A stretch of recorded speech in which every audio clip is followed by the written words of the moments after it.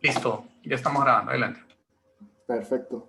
Bueno, entonces lo que quiero presentar inicialmente son los objetivos para el día de hoy. Entonces el primer objetivo es básicamente comprender cuáles son los fundamentos del comportamiento de suelos. La parte que voy a presentar yo vamos a presentar cuál es la respuesta a nivel del elemento en ensayos de laboratorio, sometido principalmente a cargas monotónicas y cíclicas. Y también cómo cambia la respuesta del suelo cuando están sometidos a esfuerzos de corte iniciales que son representativos de situaciones donde tenemos terrenos inclinados. Y el segundo objetivo es el que va a cubrir Redmayne y está relacionado a discutir la importancia del comportamiento de los suelos en decisiones numéricas y cuáles son las implicancias en términos de las deformaciones que se desarrollan.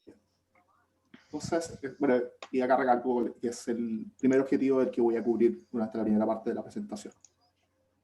Entonces, la agenda para hoy, tres partes. La primera parte, estoy a cargo yo, voy a presentar fundamentos del comportamiento de suelos.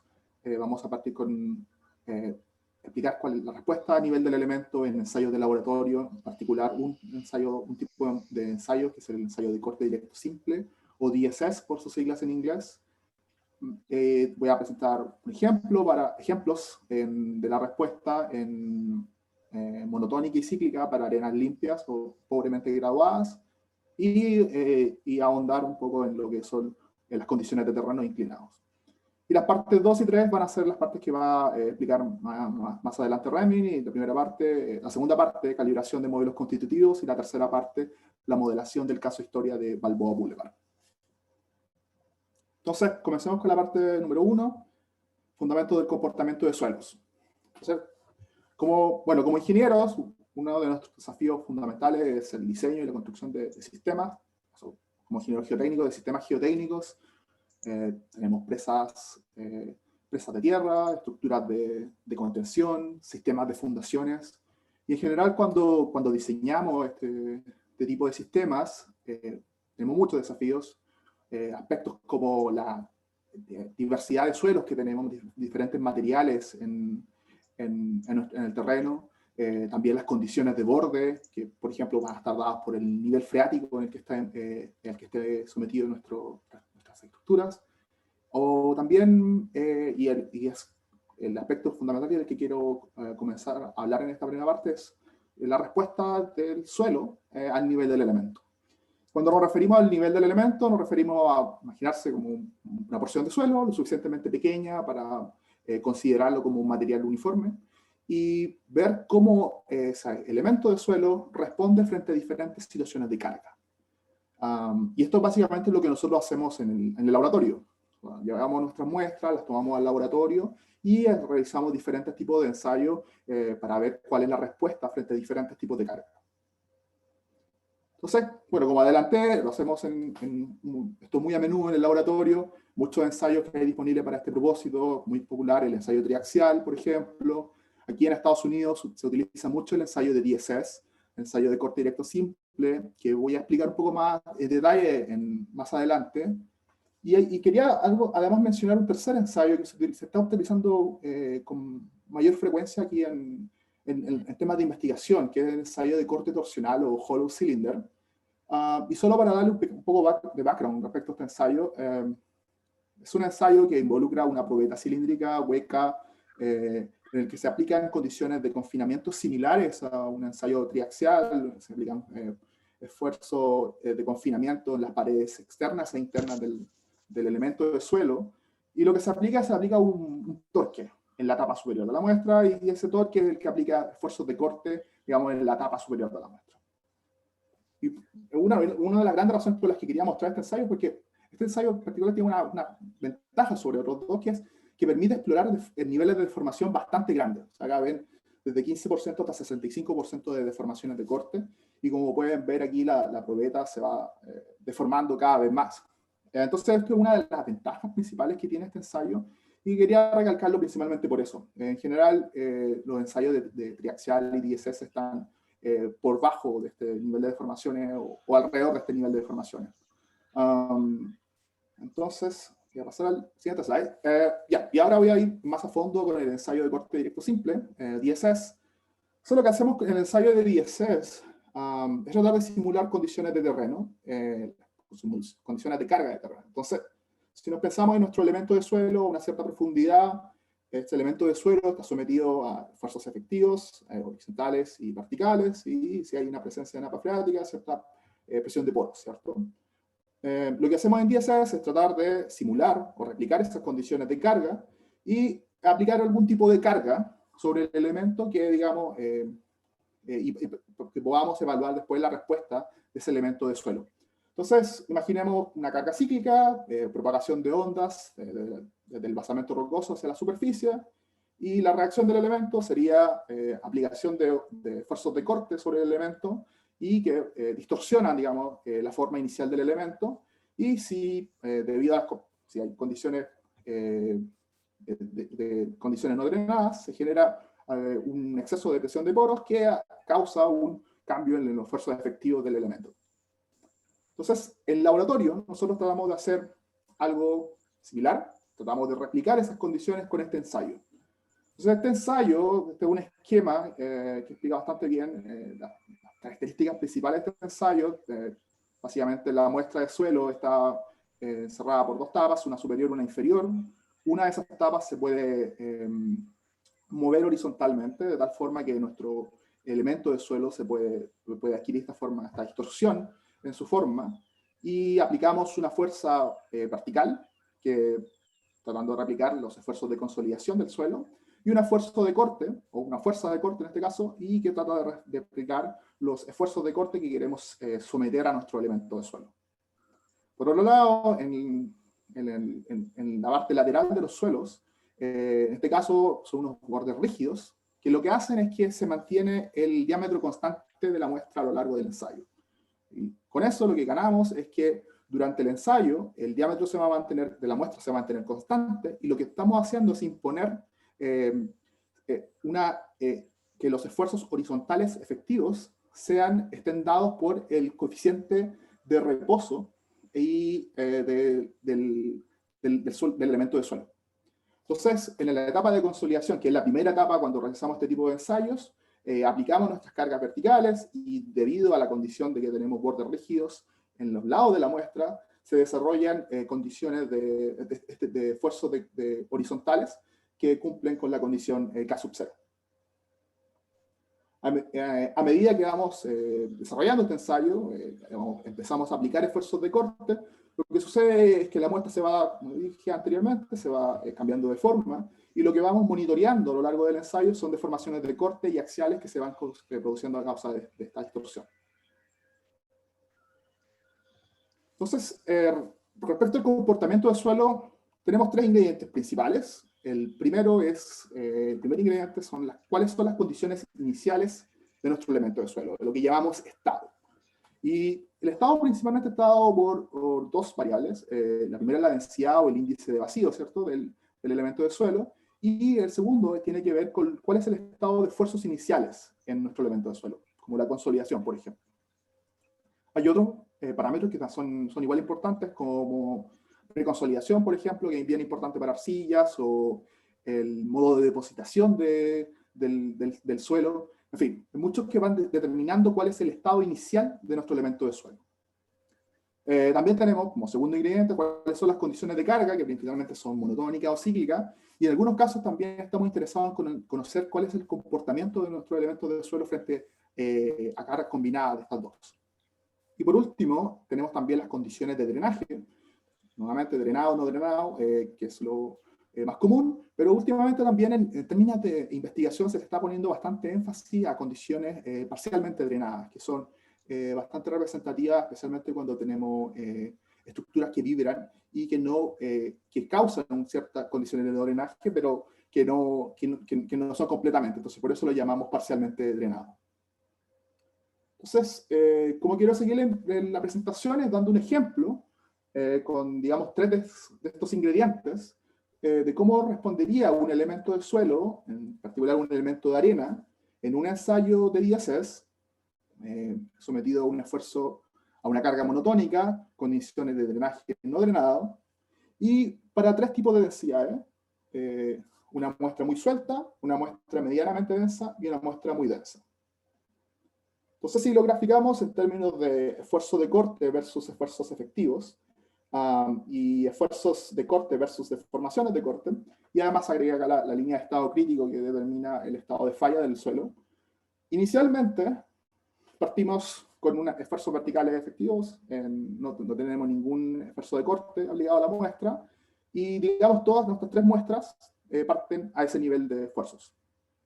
Entonces, si tomamos la muestra muy suelta, lo que vamos a observar es un comportamiento de este tipo, un comportamiento contractivo que se caracteriza por una reducción progresiva de los esfuerzos efectivos en dirección hacia el estado crítico, y que en términos de esfuerzo de formación se caracteriza por un pic que,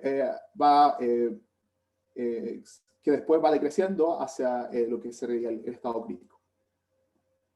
Si ahora vamos al otro extremo, vamos a una arena ahora que es más densa, muy densa, que exhibe un comportamiento puramente dilatante, que implica el esfuerzo efectivo va aumentando, y que en términos de esfuerzo de formación se representa algo similar, que va aumentando los esfuerzos de corte, no se exhibe ningún valor peak, y en algún momento también vamos a llegar al estado crítico.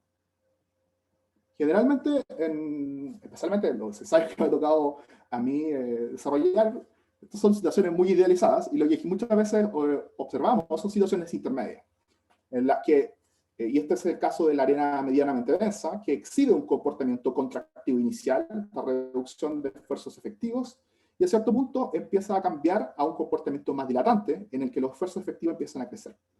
Y que en términos de esfuerzo de formación se replica también como un pic, que va creciendo y a cierto punto empieza a crecer nuevamente hacia el estado crítico. Entonces, estos son como los casos idealizados. Ahora pasemos a ensayos reales.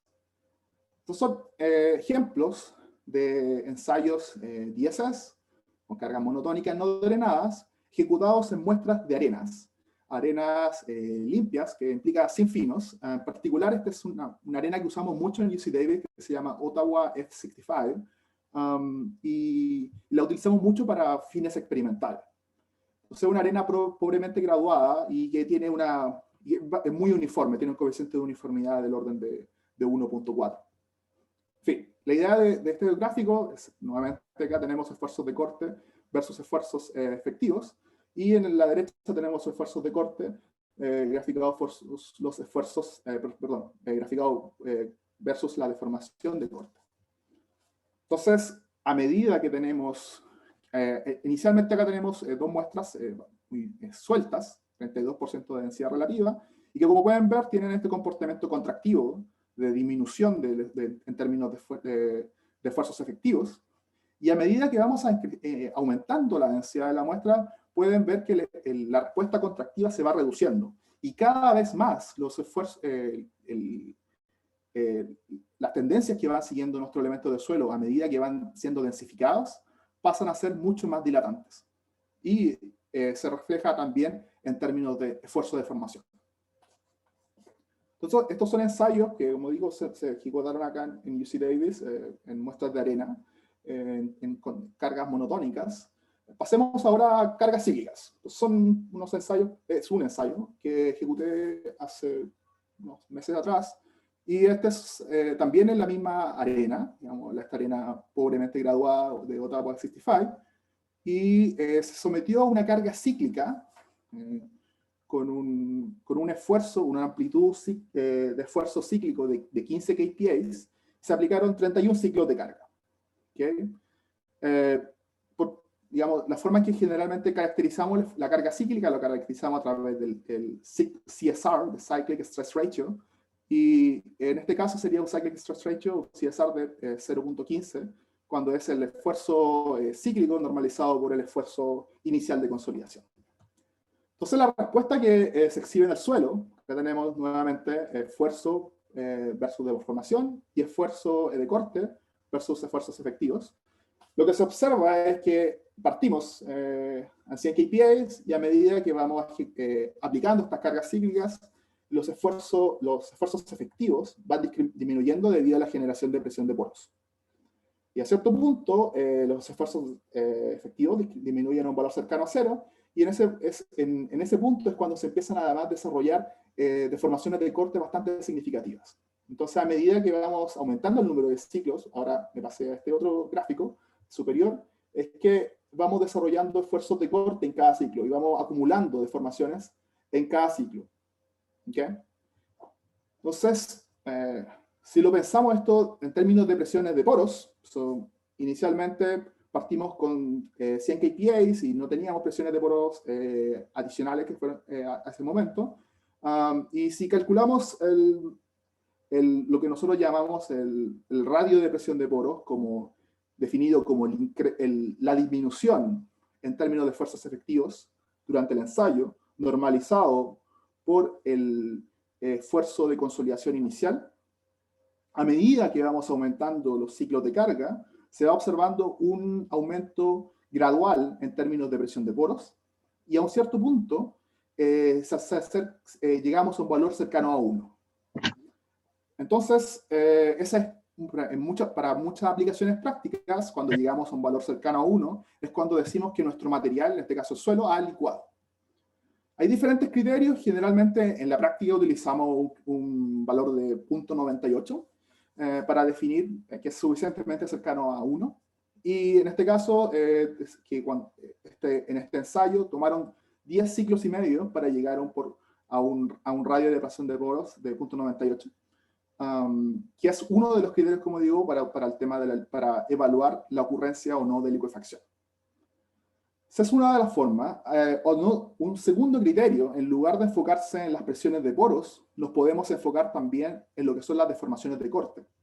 Entonces, inicialmente las deformaciones de corte en los primeros ciclos, cuando todavía el material no ha licuado, son bastante bajas. Pero en algún momento, cuando ya no estamos cuando hay una presión de poros bastante cercana, cuando el RU es bastante cercano a 1, las deformaciones de corte empiezan a aumentar significativamente. Entonces, en la práctica, lo que se utiliza mucho es un criterio de 3% de deformación de corte, y ese criterio de deformación de 3% de corte nos indica que se toman 11.7 ciclos para llegar a ese 3% de deformación. Y que dependiendo del criterio que tomemos, podemos decir que la arena licúa después de 10.5 ciclos o después de 11.7.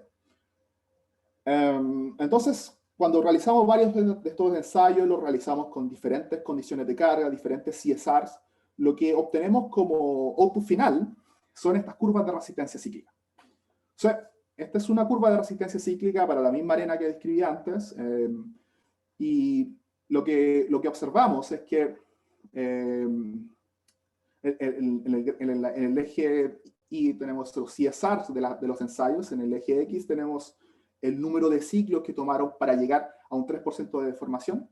Lo que tenemos es que a medida que vamos aumentando el CSR, los números de ciclos para desencadenar la licuefacción definidos con este criterio van disminuyendo, vamos moviendo hacia la izquierda. Y al final, este es una de las curvas características de materiales, en el caso particular que estoy hablando de arenas, y que después se utilizan para fines de diseño. ¿Okay? En este momento quería hacer si hay alguna pregunta al respecto, porque voy a cambiar a otro tema. Sí, de haber alguna pregunta, por favor abran el micro o en el chat. Yo voy a estar atento para hacer las preguntas a los expositores. Sí, más que nada, más bienvenido a interrumpir o participar. Así hacemos más. En fin. Bueno. Lo que mostré antes estaba pensado en condiciones de terrenos planos. ¿Okay? Ahora cuando no es la condición que sucede siempre, muchas veces lo que tenemos son terrenos inclinados, ¿cierto? O sea, cuando hay un terreno inclinado, lo que sucede es que hay un esfuerzo de corte inicial en el elemento de suelo.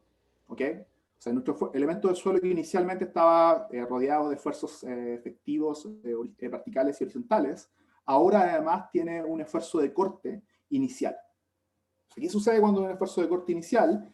Es que cuando llega el terremoto, el sismo, el esfuerzo de corte a que va a estar sometido nuestro elemento de suelo ya no va a estar únicamente dado por la componente cíclica, sino por la suma, la combinación entre la componente estática y la cíclica. Lo que implica es que vamos a tener diferentes combinaciones de componentes cíclica y estática, y esas diferentes combinaciones van a generar básicamente 3 combinaciones de carga. La primera, que llamamos reversal, que es cuando hay un esfuerzo de corte cíclico mayor que el estático, lo que implica que a medida que vamos ejecutando el ensayo, en este caso, el esfuerzo de corte al que está sometido nuestro elemento de suelo va a pasar de valores positivos a valores negativos. Por otro lado, si nuestro esfuerzo cíclico es igual al esfuerzo estático, lo que vamos a tener es que en el momento va a adquirir valores máximos positivos, pero en algún momento del ciclo de carga va a llegar a un valor cercano a 0. Y por último, tenemos una condición que la llamamos non-reversal, que es cuando el esfuerzo cíclico es menor que el esfuerzo estático. Entonces, lo que implica esto es que vamos a estar siempre a lo largo del ensayo sometidos a cargas, esfuerzos de corte positivos. ¿Okay? Eso es como se refleja en este esquema. Entonces, pasemos a algunos ejemplos de estos ensayos. Entonces, en primer lugar, ¿y por qué le pongo énfasis al tema de los terrenos inclinados? Es que el modo de falla del elemento de suelo va a depender bastante de la combinación de carga, de cuáles son los valores del esfuerzo cíclico versus el esfuerzo estático. Entonces, estos son resultados para arenas sueltas en condición reversal, esfuerzo cíclico mayor que el esfuerzo estático. Y lo que sucede inicialmente es que tenemos la muestra sometida a un esfuerzo efectivo de 100 kPa y va disminuyendo progresivamente. Y a cierto punto llega a un valor bastante cercano a 0, que es cuando la muestra está licuada y empieza a exhibir deformaciones de corte en cada uno de estos ciclos posteriores a la licuefacción. ¿Okay? Eso, de hecho, es bastante similar a lo que mostré anteriormente, salvo por la diferencia de que ahora la mayoría de las deformaciones de corte van a estar concentradas en el lado donde estaba aplicada el esfuerzo de corte. Ahora, si nos vamos a una condición intermedia, en la condición intermedia partimos, digamos, con un esfuerzo estático que es mucho mayor. Ese esfuerzo estático, una vez que aplicamos el esfuerzo cíclico, en este caso, toma menos de un ciclo de carga llevar a la muestra de suelo a una condición, que lleva a la muestra de suelo a esfuerzos efectivos bastante bajos, y en menos de un ciclo de carga se empieza a ver este comportamiento dilatante, que es además donde se empiezan a exhibir estas deformaciones de corte en los gráficos de esfuerzo de deformación. Entonces, lo que se observa es que una vez que el elemento de suelo exhibe este comportamiento dilatante, a medida que va ganando de vuelta estos esfuerzos efectivos, una vez que cambiamos la dirección de carga y el elemento de suelo contrae y termina con esfuerzos efectivos cercanos a 0, vamos iterando y haciendo loops de estos ciclos de carga, y en cada de esos ciclos de carga se observan deformaciones de corte bastante significativas. Entonces, por ejemplo, aquí hay alrededor de 11 ciclos de carga, y en esos 11 ciclos, en cada uno se desarrollan alrededor de casi 10% de deformaciones. Entonces, la condición intermedia. Ahora sí nos pasamos a una condición que llamamos non-reversal, que es cuando el esfuerzo cíclico es menor que el esfuerzo estático. Pasa algo similar que la condición intermedia, que es que tenemos una disminución bastante significativa en términos de esfuerzos efectivos en el primer ciclo de carga. El elemento de suelo muestra este comportamiento muy contractivo inicialmente, suelo empieza a dilatar y entra en estos ciclos en que empieza a contraer y dilatar, y en esos ciclos que empieza a contraer y dilatar, los esfuerzos de corte son bastante pequeños, versus el esfuerzo de la deformación de corte que se desarrolló en el primer cuarto de ciclo de carga, que fue del orden de 10%. Entonces, una de las cosas que tenemos que enfocarnos en el caso particular de los ensayos que tienen esta condición non-reversal, es que el modo de falla va a estar principalmente dominado por lo que pase en el primer ciclo de carga, o en los primeros ciclos de carga, que es donde se desarrolla gran parte de la deformación. Y lo que sucede es que a medida que vamos avanzando en el ensayo, los incrementos son bastante pequeños, como dije anteriormente. Solo para darles el contexto, que aquí hay alrededor de 100 ciclos de carga. Si como se fijan, hay incrementos que son bastante pequeños. Entonces, la consecuencia es que la presencia de un esfuerzo de corte estático afecta nuestras curvas de resistencia cíclica. Entonces, la curva de resistencia cíclica que mostré anteriormente está asociada a esfuerzos, está asociada a una situación de terreno plano, que el esfuerzo estático es cero, que vendría a estar dado por esta condición que puse acá como alfa cero. Pero a medida que vamos aumentando el esfuerzo de corte inicial, la curva de resistencia cíclica va a cambiar. Y el efecto que va a tener, por ejemplo, sobre arenas sueltas o arenas densas va a ser diferente. Nosotros son unos resultados ejecutados muestras de DSS, en el que tenemos muestras sueltas y muestras densas. En el caso de la muestra suelta, la curva de resistencia cíclica, a medida que vamos aumentando el esfuerzo de corte estático, la resistencia cíclica va disminuyendo. Por el contrario, en las muestras densas, a medida que vamos aumentando el esfuerzo de corte inicial, la resistencia cíclica va aumentando. Entonces, es importante al momento que vamos a tomar estas curvas de resistencia cíclica para diseñar sistemas, es considerar cuáles son las condiciones apropiadas en las cuales la curva de resistencia cíclica apropiada que tenemos que utilizar para el diseño, porque el efecto que tiene tanto la densidad es bastante significativo. Y bueno, y para diseño lo que usamos mucho son curvas de corrección. Nosotros tenemos nuestras curvas de resistencia cíclica y lo que hacemos es multiplicarlo por factores de corrección dependiendo de cuál es este esfuerzo estático inicial. Entonces, como dije anteriormente, para los ensayos que mostré anteriormente, que fueron ejecutados, de hecho, con un esfuerzo efectivo de 100 kPa, fue que la tendencia fue que a medida que para las arenas sueltas empezamos a incrementar este esfuerzo de corte estático, fue que la resistencia empezó a disminuir, mientras que para arenas densas el esfuerzo, la resistencia cíclica comenzaba a aumentar. Ahora, como mencioné antes, el estado y en general la respuesta de los suelos no solo está determinado por la densidad del suelo, sino también por el estado tensional al que están sometidos. Entonces, a la derecha tenemos un gráfico similar para las mismas arenas, mismas densidades, pero lo que se cambia es el esfuerzo vertical efectivo. Y lo que pueden ver es que en el caso particular para las arenas densas, es que sí, efectivamente, inicialmente se aprecia un aumento a medida que vamos aumentando el esfuerzo estático, pero a cierto punto esa tendencia empieza a disminuir. Y es de nuevo relacionado a que la respuesta del suelo va a estar controlada por esta combinación de factores. Densidad, pero también cuáles son los esfuerzos a los que está sometido nuestro elemento de suelo. Entonces, a modo de resumen, lecciones de esta parte 1 es que, bueno, diferentes ensayos de laboratorio pueden ser utilizados para comprender el comportamiento de suelos a nivel del elemento, de suelos ante cargas tanto monotónicas, cíclicas, el comportamiento no drenado de arenas limpias, pobremente graduadas, que fueron en lo que me concentré en esta primera parte, se caracteriza por un aumento progresivo de las presiones de poros hasta que llega un momento en que el esfuerzo efectivo es cercano a cero y a partir de ahí se empiezan a acumular progresivamente deformaciones de corte. La presencia de esfuerzos de corte iniciales representativos de terrenos inclinados afecta la respuesta cíclica de arenas y como vimos la resistencia cíclica puede aumentar o disminuir dependiendo de la densidad del material, cuál es el esfuerzo vertical efectivo y además cuáles son las diferencias entre el esfuerzo de corte estático y esfuerzo cíclico. Y esta ha sido la primera parte.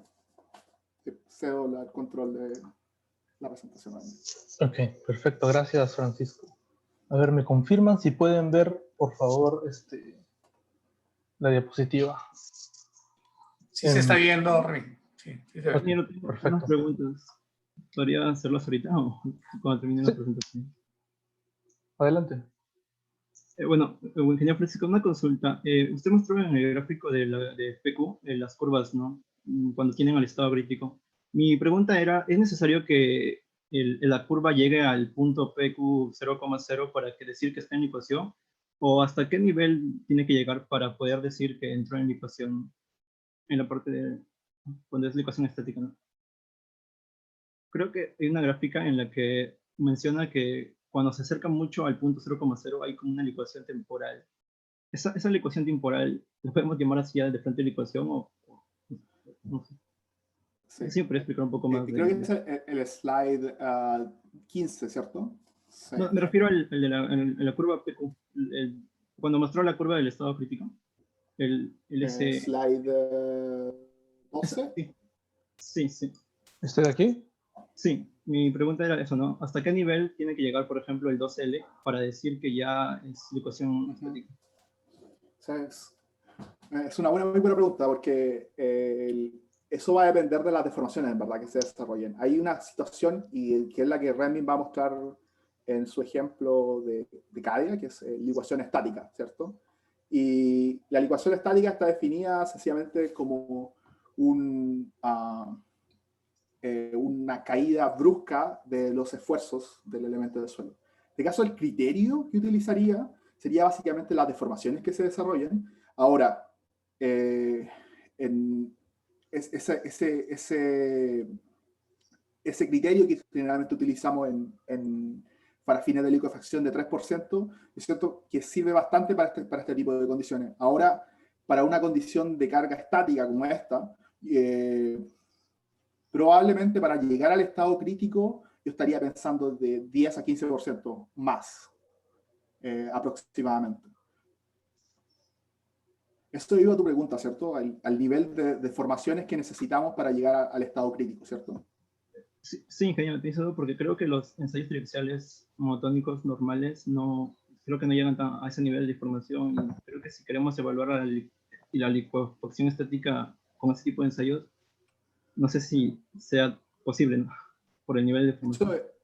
Eso era una de las cosas que conversaba antes de la presentación de Ramen, que en general con los ensayos de laboratorio, una de las grandes limitaciones son las deformaciones a las que podemos llegar. En caso del ensayo triaxial, la gran complejidad, podemos ver este comportamiento de comportamiento puramente contractivo, pero lo complicado es acceder a esas deformaciones de corte o deformaciones deviatóricas grandes. Pero si observas, por ejemplo, en mi opinión, si observas una caída brusca y que te lleva a, por decir, más de 10% de deformaciones en una caída que es bastante, digamos, brusca y rápida, yo definiría ahí la ocurrencia de esta licuación estática.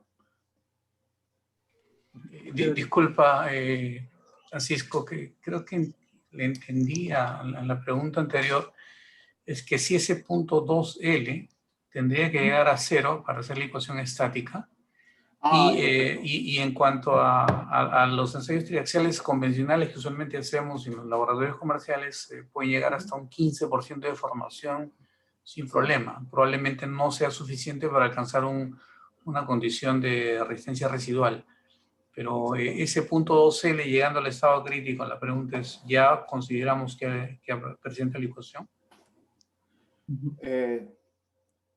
Claro, o sea, ese punto 2L que tengo graficado acá representaría un estado de licuación en este caso, porque sería ya el estado crítico y además a partir de ahí, como yo como preparé el esquema, no llegaríamos, ese sería el estado crítico, se mantendría en un esfuerzo de corte constante a medida que íbamos deformando el material. O sea, básicamente en el estado crítico lo que sucede es que el esfuerzo de corte se mantiene constante. Y quizás lo que pequé acá fue hacer esta curva mucho más contractiva y hacerla llegar en situaciones cuando tenemos arena muy suelta, es que, claro, ese esfuerzo de corte tiende a bajar mucho más. Y que básicamente eso yo diría que es el criterio que ocupamos en la práctica. ¿Qué tan fuerte es esa disminución? Correcto. En la conferencia que presentaron el trabajo, Remín, en el Tailings and Man Waste, presentaron un trabajo, también un ensayo de corte simple, que habían reconstituido una muestra de suelo arenoso al 10%, al 12% en densidad relativa, ¿no?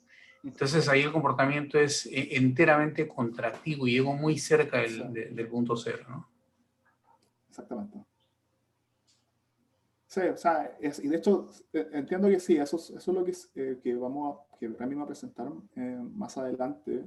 Y quizás en este gráfico pequé un poco de que quería hacer una condición bastante suelta y lo que generalmente se ve en arena muy suelta. Cuando hablamos de densidad relativa cercana a 0%, es un comportamiento contractivo en el que los esfuerzos efectivos y de corte se reducen cercanos a cero. Sí. Gracias, ingeniero. Ok, entonces, con esto voy a ir a la segunda parte de esta presentación. Y me ha gustado esta discusión porque es uno de los temas que yo también iba a comentar, que la calibración de modelos constitutivos que generalmente se hacen basados en observaciones de ensayos de laboratorio depende bastante de la observación de los ensayos, de los resultados, ¿no? Del criterio que se utilice. No es algo que se puede hacer, digamos, automáticamente, ¿no? O de repente sacar los datos de una hoja de Excel y ponerlos en un programa, sino requiere de este análisis cercano, esta observación de los resultados. Entonces, ya que Francisco ha comentado el comportamiento del suelo bajo distintas condiciones de carga, lo que significa a varios niveles de confinamiento, o también cuando tenemos un esfuerzo de corte inicial en la muestra, yo lo que voy a hacer ahora es dar un paso más y mostrar algunas diferencias que hay entre el comportamiento de suelos que son arenosos y suelos que son arcillosos. Porque si bien las características son similares, identificar esas diferencias va a ser importante para evaluar casos ya a nivel del sistema, ¿no? Nivel del sistema significa para estructuras, más allá de solamente ensayos de laboratorio. Entonces, el objetivo de esta segunda parte de la presentación es el de discutir la importancia del comportamiento de suelos en decisiones numéricas y las implicancias en términos de deformaciones. Para empezar, en la calibración de los modelos constitutivos PM4HAN y PM4SILT para los relaves específicos del NTSF de Cali. Y vamos a ver condiciones de carga monotónica y cíclica, ¿no? Y esto solo para comentarlo, reiterar que estamos viendo al nivel del elemento, ¿no? Una pequeña muestra del suelo que se considera uniforme y continuo.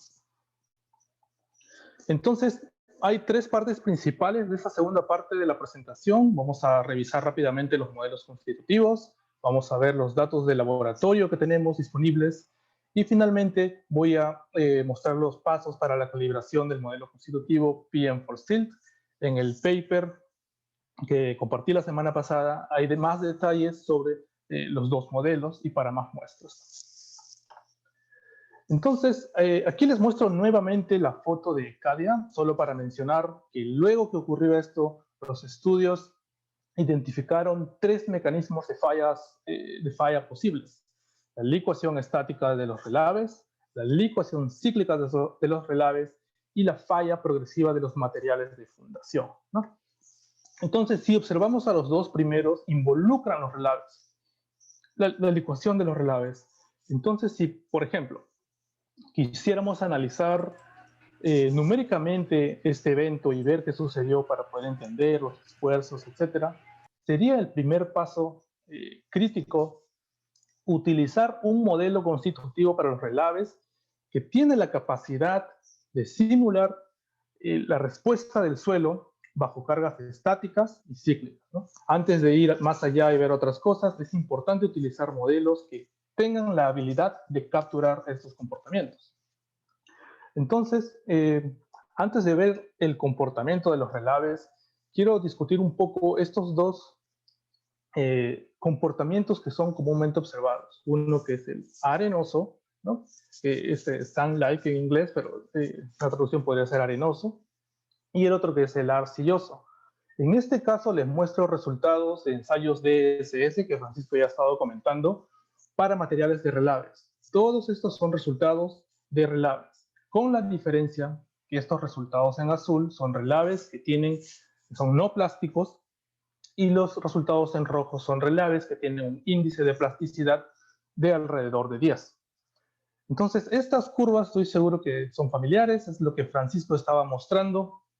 Los suelos que tienen un comportamiento arenoso, y fíjense que no digo que son arenas, sino que exhiben un comportamiento arenoso, tienden a dilatar conforme se les aplica el corte. Mientras que los suelos que tienen un comportamiento arcilloso son más contractivos, no son como la muestra 2L o la línea 2L que Francisco estaba mostrando. Estos suelos van a llegar a cierto nivel de esfuerzo y luego simplemente van a conservar, no van a ser tan dilatantes, ¿no? Entonces, se ve clara aquí la diferencia entre un comportamiento arenoso y arcilloso. Similarmente, para cargas cíclicas, también hay la misma diferencia. Aquí nuevamente resultados de DSS, en la parte superior los loops de esfuerzo de formación, en la parte inferior las trayectorias de esfuerzos. Entonces, en la parte izquierda muestro los resultados. Estos no son para relaves, son para unas arenas. Entonces, en este caso exhiben un comportamiento arenoso. Vemos que estos loops son bastante alargados, no son como se les llama el banana loop, ¿no? Parece un plátano esto de aquí. Son alargados, lo cual exhibe o demuestra que la rigidez cuando la muestra está atravesando esta etapa es bastante baja, pero luego recupera esa rigidez. La rigidez es la pendiente, ¿no? El slope de esta línea, el talud. La recupera debido a la dilatancia. Mientras que si vemos a la muestra que tiene un comportamiento arcilloso, no es tan alargada, los loops tienen un área más grande, que también representa el amortiguamiento, que es mayor en suelos arcillosos. Y también vean aquí el tema que mencionaba Francisco de la acumulación de formaciones. Vemos como con unos pocos ciclos, una vez que ya hemos llegado a un estado de licuación, acumulamos rápidamente deformación, mientras que los suelos arcillosos son distintos, ¿no? Rápidamente, en la parte inferior, en las trayectorias de esfuerzo, vemos que en el caso del comportamiento arenoso, los esfuerzos verticales efectivos se reducen hasta llegar a un valor cercano a 0, ¿no? Mientras que un suelo de comportamiento arcilloso va a reducir o va a tener esa tendencia de reducir el esfuerzo efectivo vertical, pero probablemente no va a llegar a 0. Es común que llegue entre 10 y 20% del esfuerzo vertical efectivo inicial.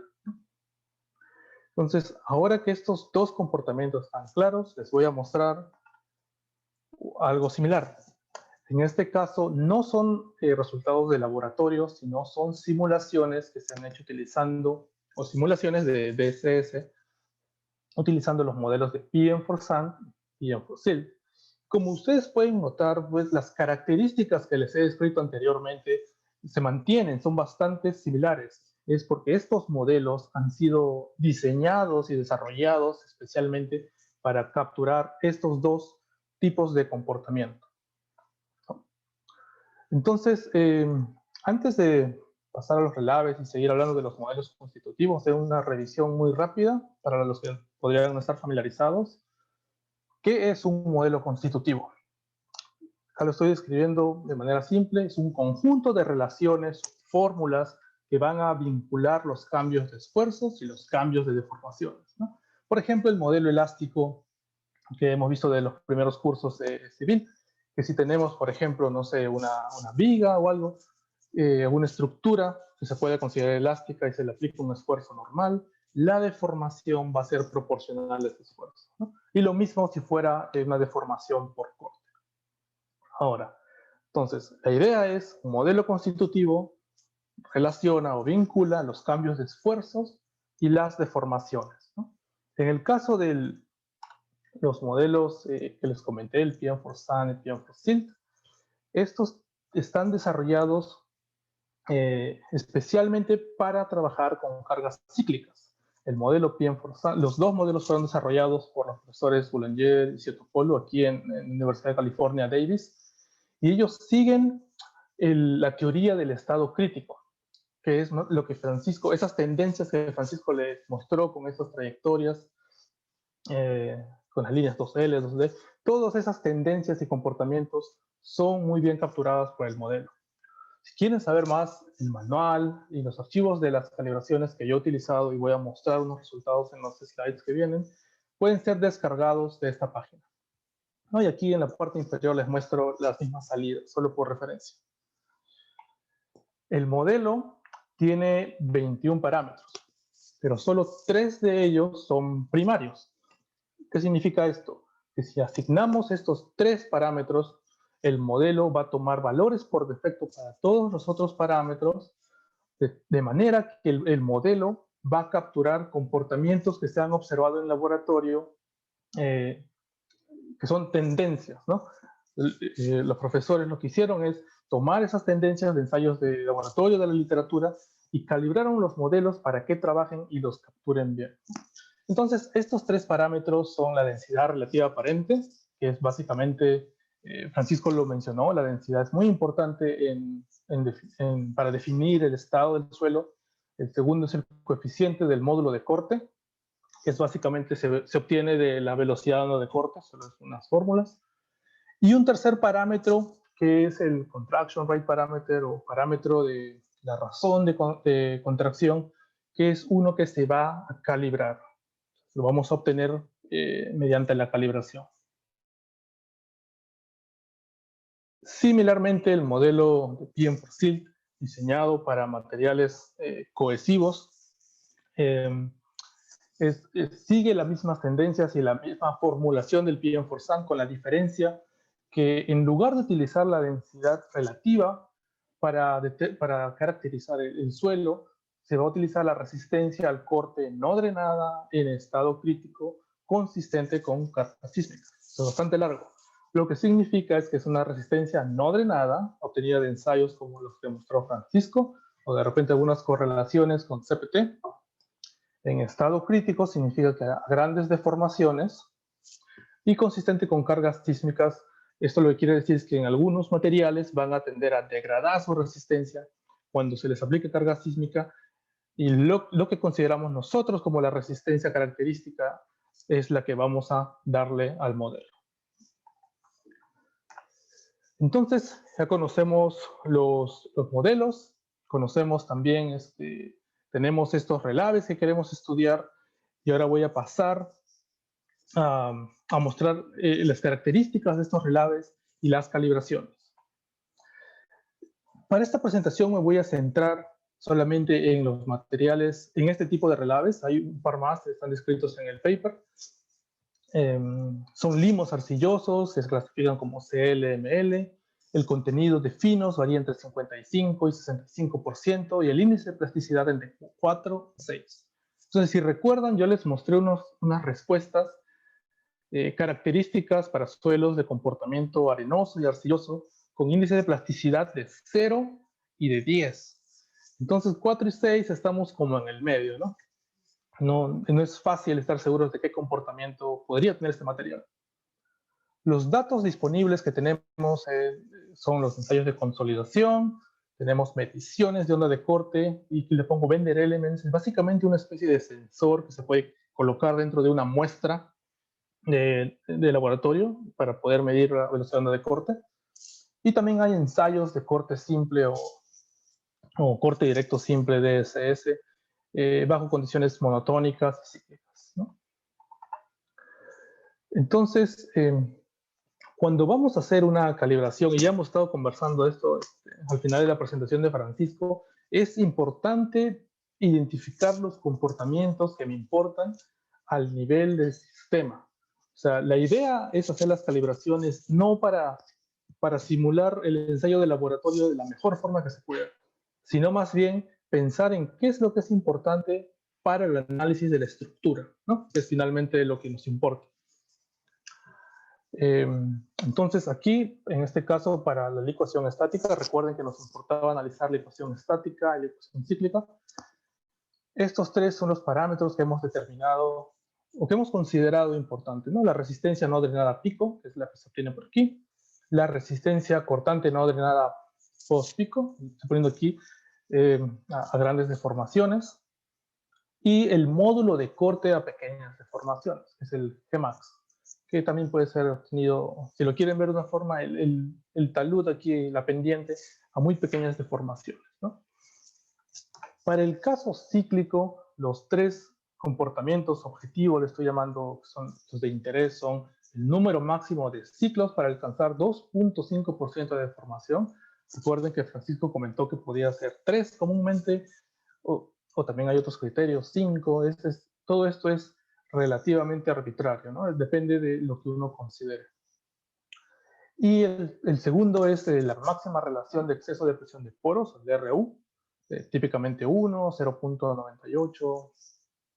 Y lo otro es la variación del módulo de corte y curvas de amortiguamiento. Estas son las curvas que han visto en el capítulo 3, me imagino, del curso, las curvas de Ishibashi, San, etc. Y aquí, nuevamente, solo les muestro esto, son las respuestas medidas, ¿no? Entonces, aquí vemos algunas de las características que ya había mencionado Francisco. Tenemos esta acumulación de deformaciones, y aquí, en este caso, vemos como la reducción del esfuerzo vertical efectivo no llega completamente a cero, ¿no? Un poquito más alta.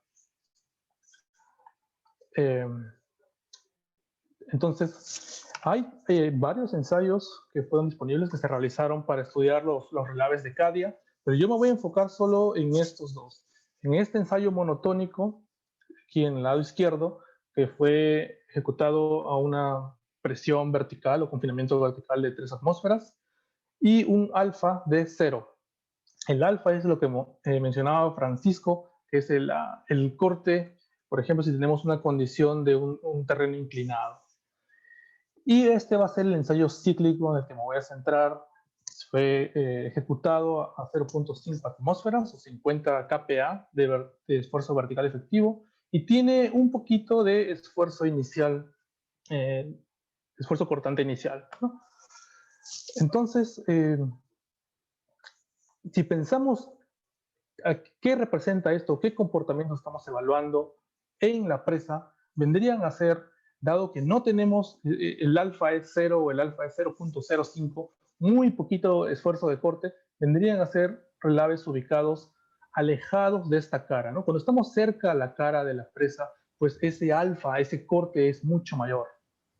Y le pongo aquí dos flechas solo para indicar que un material es más, el material que fue ensayado a 0.5 atmósferas es más superficial que el otro, ¿no?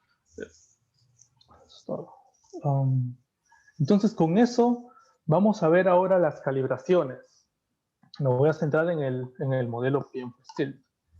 Aquí en la mano izquierda les muestro la lista de parámetros que he podido determinar basado en la información que estaba disponible, que fue bastante buena y amplia en realidad. 3 parámetros primarios, como ya los comenté, y algunos secundarios, ¿no? Entonces, voy a separar esta calibración en algunos pasos. El paso 1 y 2 es determinar los parámetros que son medidos en los ensayos de laboratorio, ¿no? Ahora, en este caso estoy mostrando lo que les mencioné, el mismo resultado del ensayo monotónico, y aquí pues el 0.13 viene a ser más o menos a largas deformaciones, 15%, 20%, ahí ya viene el criterio y la decisión de la persona que está realizando los ensayos. Y similarmente el ángulo de fricción, que todos estamos familiarizados. Ahora, un comentario que quiero hacer aquí también es, si bien yo me voy a centrar en esta muestra, es importante considerar, y en realidad fue lo que hice cuando estaba haciendo estas calibraciones, generalmente uno va a tener más de un ensayo, ¿no? O, bueno, sí, es un caso ideal en realidad. Entonces, no todos los ensayos van a tener los mismos valores. Entonces, hay que ver, viene mucho el criterio, ¿no? De repente seleccionar un promedio, un valor mínimo, un valor máximo, hacer más de un juego de calibraciones, etc. Aquí también les muestro solo los valores del ensayo de consolidación. Puede tener estos valores secundarios. No son muy distintos de los valores por defecto en realidad, pero ya que la información estaba ahí, los tomé para la calibración. El tercer paso que estoy describiendo es calcular este coeficiente del módulo de corte. Básicamente, estos Pender Elements que les comenté antes, daban o brindaban información de la velocidad de onda de corte para distintos confinamientos. Entonces tenemos una relación entre onda de corte o módulo de corte, solamente con la fórmula, y el esfuerzo, como la que estoy mostrando aquí, ¿no? Entonces, si movemos un poco esta fórmula y le damos esta formulación de acá, podemos obtener directamente este parámetro que es el coeficiente del módulo de corte y este parámetro que es un exponente NG. Entonces, básicamente tenemos la información del módulo de corte, la dependencia con el esfuerzo efectivo vertical o el confinamiento en términos generales, y de ahí darle esta fórmula a esa relación. Como paso 4, tengo realizar una simulación inicial. ¿Qué es lo que esto significa? Tenemos nuestro elemento, olvidé mencionarlo, todo esto es realizado utilizando flag. Hay solo un elemento de flag, ponemos el modelo y ponemos las propiedades. Entonces, en este punto vamos a hacer una corrida, como podríamos llamarlo.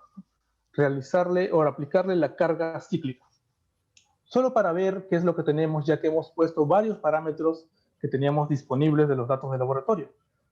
Para esto hay que elegir primero un valor para este parámetro de la razón de contracción o el HP0, y lo que obtenemos es esta línea aquí, la roja. La línea negra es la medida en laboratorio. Entonces vemos que pues, no está mal.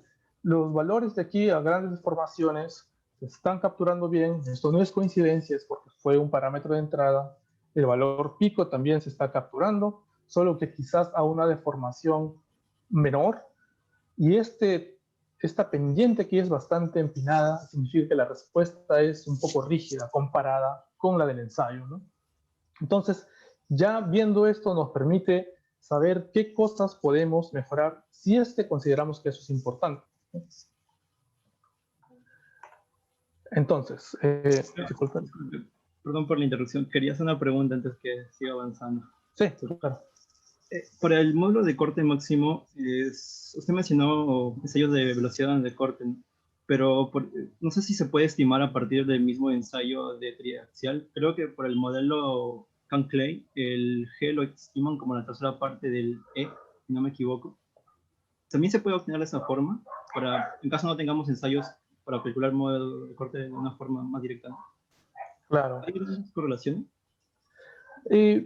O sea, esa es una muy buena pregunta y quiero hacer una distinción aquí. Una parte de todo este proceso es la caracterización de nuestros materiales y la otra parte es la calibración utilizando los modelos, ¿no? Entonces, el modelo necesita este parámetro del coeficiente, digamos solo velocidad onda de corte, porque es lo mismo, para poder ser utilizado, ¿no? Para un material en específico. Ahora, ¿cómo obtenemos ese parámetro? Ese es un tema distinto, ¿no? Eso podemos utilizar las correlaciones que mencionas, podemos utilizar correlaciones con datos de campo, podemos utilizar geofísica para medir esta velocidad. Entonces, eso depende más de qué es lo que tienes disponible, ¿no? Si tienes más datos, pues mejor. Y lo otro es tu decisión como modelador, ¿no?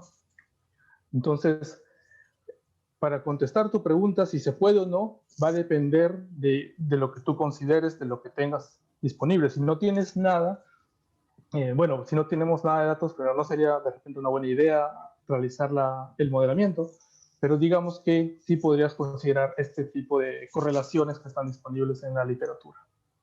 No sé si eso contesta la pregunta. Sí, ingeniero. Muchas gracias. Okay. Entonces, con esta respuesta inicial vemos que el resultado de la simulación, que es esta línea discontinua, es un poco rígida, ¿no? Comparada con la línea de laboratorio.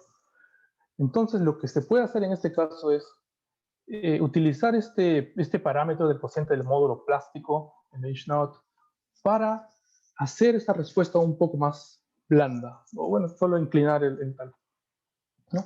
Pero lo que trae consigo es de que el material va a degradar más.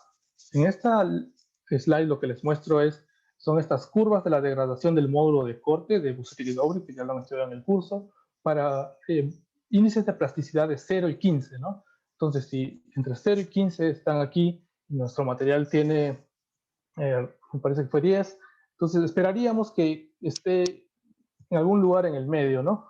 Pero ahí viene una decisión. Yo quiero que mi material caiga entre estas dos ubicaciones o quiero que capture mejor esta respuesta inicial, ¿no? Entonces viene ahí un poco la decisión del modelador, ¿no? En muchos casos puede ser, ok, voy a hacer dos calibraciones, en una capturo bien esto y en otra calibración capturo bien la respuesta cíclica. ¿Okay? Entonces, muchas de estas decisiones tienen que ser tomadas durante este proceso de calibración.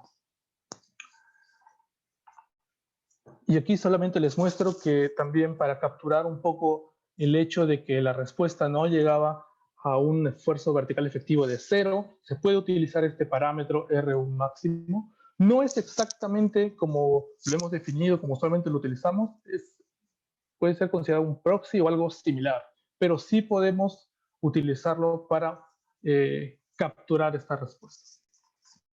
Entonces, luego de muchas iteraciones, para encontrar el valor de HP0 que nos va a dar una respuesta satisfactoria que va a cumplir con los comportamientos que ya he mencionado, se puede empezar ya a hablar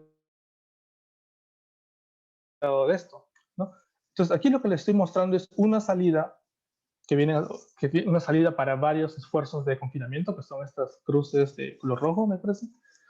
Y esta de acá, que es la medida en ensayo de laboratorio. Y vemos que no está mal. Quizás el ensayo de laboratorio tiene un poco más de ciclos, pero está bastante cercano. Y este es un criterio de deformación, ¿no? Como lo comentaba Francisco, 3% comúnmente, en este caso 2.5%. Entonces, ya les he descrito todos los pasos y las cosas a las que nosotros consideramos importantes y que queríamos capturar en la calibración. Y ahora esta es la respuesta final.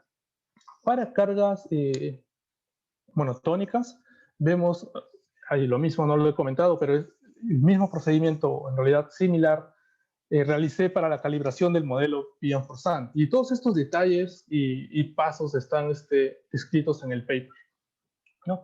Entonces, aquí estoy comparando en negro la respuesta de laboratorio, en rojo discontinuo la respuesta del modelo PM4SILT y en azul la respuesta del modelo PM4SAN. Y vemos que entre los dos modelos, el PM4SILT captura mejor esta respuesta de los materiales. Es muy buena aquí en el caso del esfuerzo de formación, y aquí en la trayectoria de esfuerzo no es exactamente igual, pero llegamos finalmente a un estado bastante similar. Y las razones por las que esto no es igual pueden ser muchas.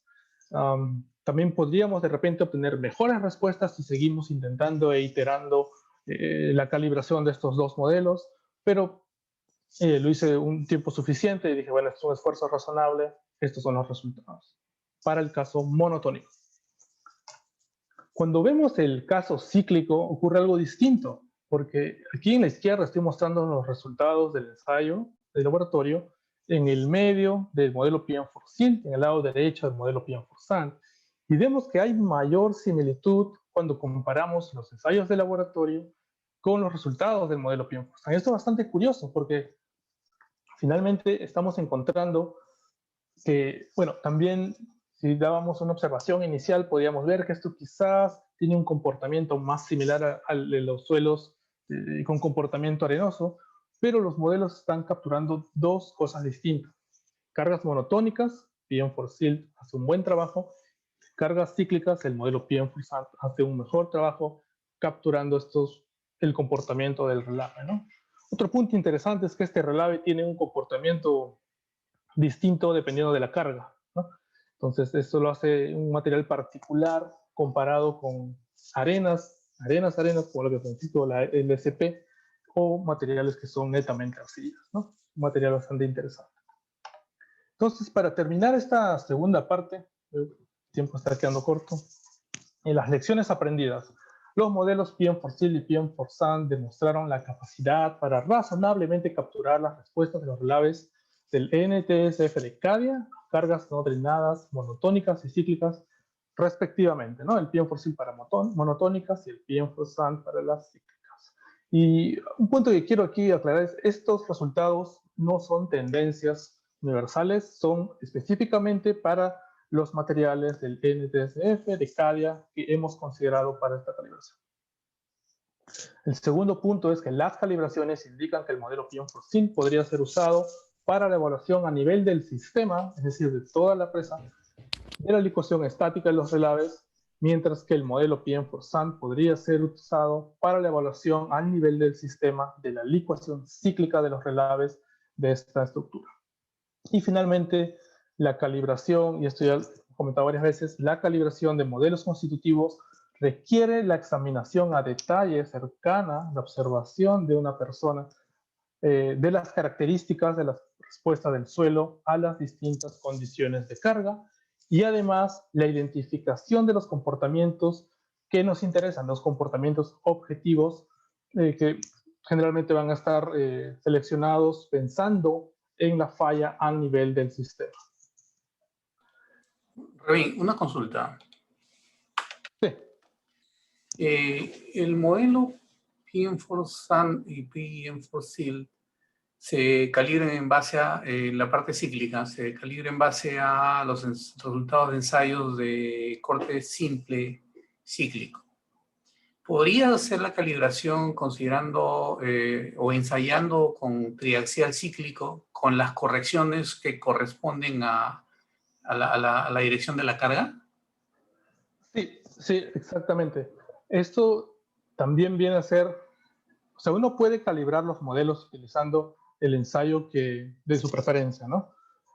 En este caso, estos modelos son plane strain, ¿no? ¿Cómo traducir esto? O sea, no son modelos 3D. Entonces, si los calibramos utilizando un ensayo triaxial, van a haber algunas diferencias que son propias de la formulación, ¿no? Entonces, sí se puede, es la respuesta, pero tenemos que considerar que van a haber algunas diferencias inherentes, ¿no?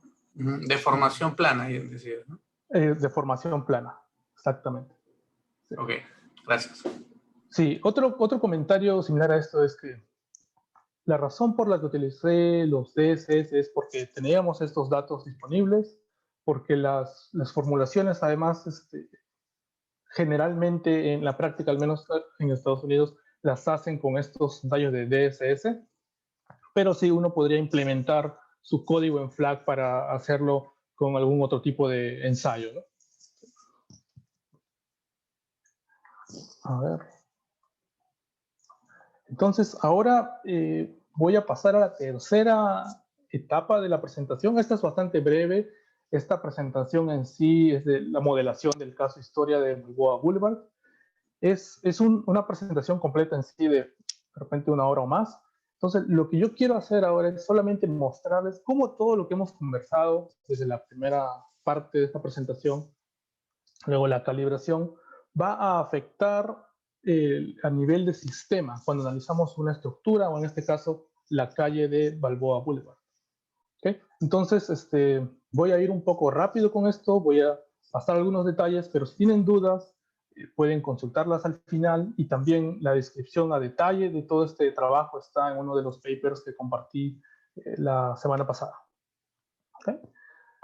Entonces, los objetivos, como ya los mencioné, es discutir la importancia del comportamiento de suelos en decisiones numéricas y, en este caso, las implicancias en términos de deformaciones, ¿no? Para la evaluación sísmica del caso historia de Balboa Boulevard. Esto es durante el sismo de Northridge.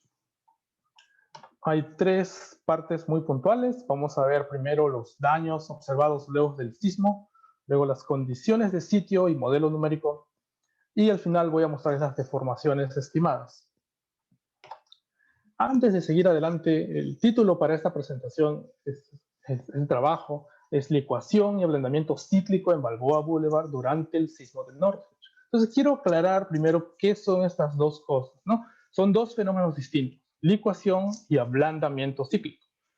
licuación está relacionado al comportamiento de arenas o de materiales arenosos y el ablandamiento cíclico de materiales arcillosos. ¿Okay?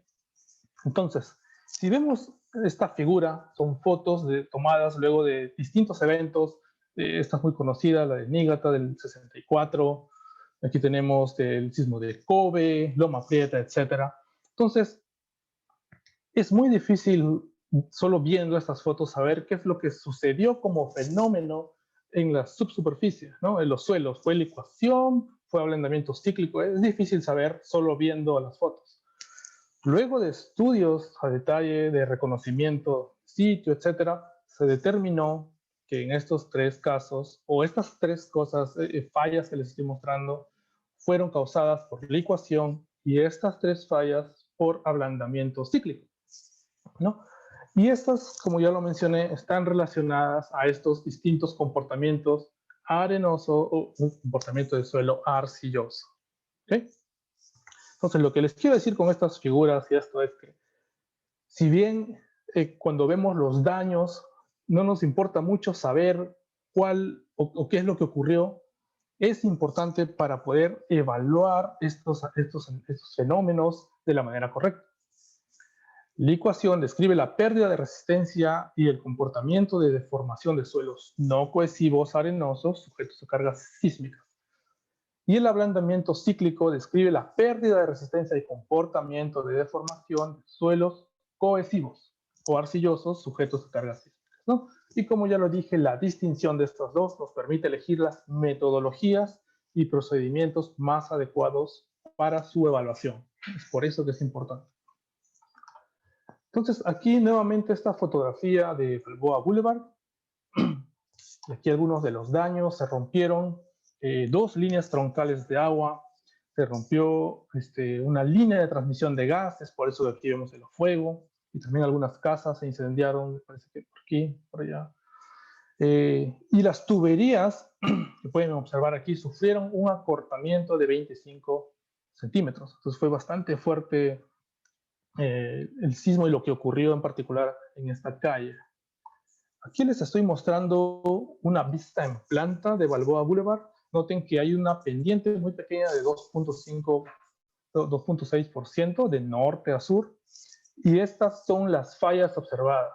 En rojo, estas líneas de aquí gruesas en rojo, son como grietas que se observaron luego del sismo. Estas flechas en negro indican la dirección de desplazamiento que se observó, y estas zonas en gris indican zonas de extensión y de compresión respectivamente. Para que vean a lo que me estoy refiriendo, vi unas fotos. Esta, por ejemplo, es una falla por extensión, es como una grieta, una abertura, y esta es una falla de compresión, no de Balboa Boulevard, sino de una calle paralela. La foto es muy buena para explicar lo que ocurrió en esta zona gris en la parte sur. Luego de todos estos trabajos de reconocimiento, se observó que el desplazamiento horizontal promedio fue de 50 centímetros. Entonces, rápidamente vamos a ver las condiciones de sitio.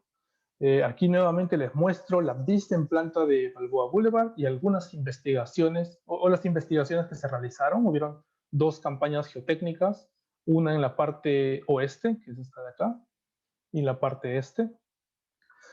Hubieron muchas de esas, son perforaciones diamantinas acompañadas con CPT y ensayos de laboratorio. Entonces, muy buenos datos. Tenemos la muestra recuperada en la perforación con algunos SPT. Tenemos los datos del CPT que se realizó ahí junto a la perforación, bueno, a cierta distancia para evitar disturbaciones, etc. Y tenemos resultados de ensayos de laboratorio, ¿no? Y también hay algunas mediciones de onda de corte.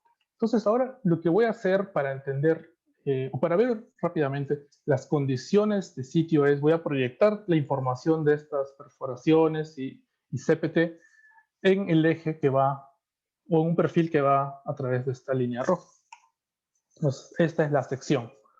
Lo que pueden ver aquí, hay varias cositas, pero quiero que presten atención a esto que voy a mencionar. Hay 4 unidades, unidad A, B, C y D. Estas fueron identificadas geológicamente por observaciones geológicas. La unidad C, que es la que está aquí, la que tiene toda esta área saturada, es la que fue identificada como área crítica, el área o la zona que falló y llevó a todos esos daños en superficie. Otro punto que quiero aclarar o quiero que observen es que los suelos son bastante variables, como lo mencionó Francisco. Cuando estamos trabajando en laboratorio, tenemos una muestra y sabemos que puede ser un comportamiento arenoso o arcilloso, pero cuando vamos a condiciones más reales tenemos una variedad de cosas, ¿no? Entonces, lo que les muestro aquí es la variación de la resistencia de punta del CPT. Entonces aquí una capa destecada, entonces tiene una resistencia más alta, luego se reduce, etc. Los colores que muestro indican lo que se infiere es el material, utilizando la propuesta del profesor Peter Robertson y el IC. Entonces, las zonas de verde son suelos que se infieren, tienen un comportamiento arenoso. Las zonas en rojo son los suelos que se infieren, tienen un comportamiento arcilloso. Y las zonas en azul son las que están en el medio. Nos podemos estar muy seguros. Esto no es blanco y negro, no hay una zona gris. Entonces, estos son los azules. Entonces, con esto en mente, lo que les voy a mostrar ahora son rápidamente el modelo y luego los resultados. Los van a encontrar esto generalmente en internet, en la literatura, como Non-Linear Deformation Analysis o NDAs, pero son lo que conocemos comúnmente como los análisis dinámicos. También he utilizado FLAG. Hay un total de zonas, de 18.000 zonas en el modelo, que es el que está aquí. Y 10.000 de esas zonas están dentro de la unidad C, que es esta de aquí.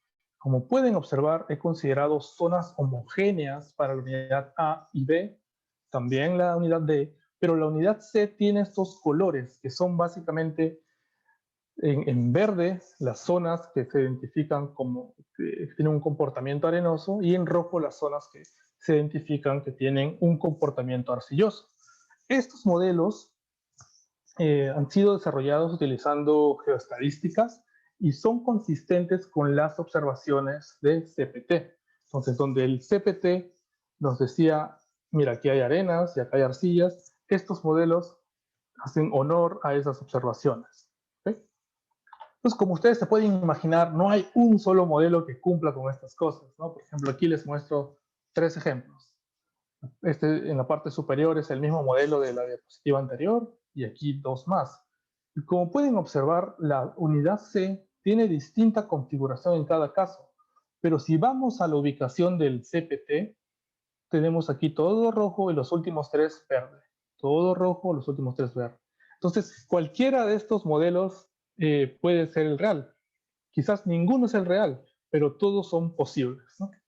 Entonces, cuando realicé esta modelación, no consideré un solo modelo determinístico, sino utilicé un número de posibilidades, ¿no? O de distintos modelos.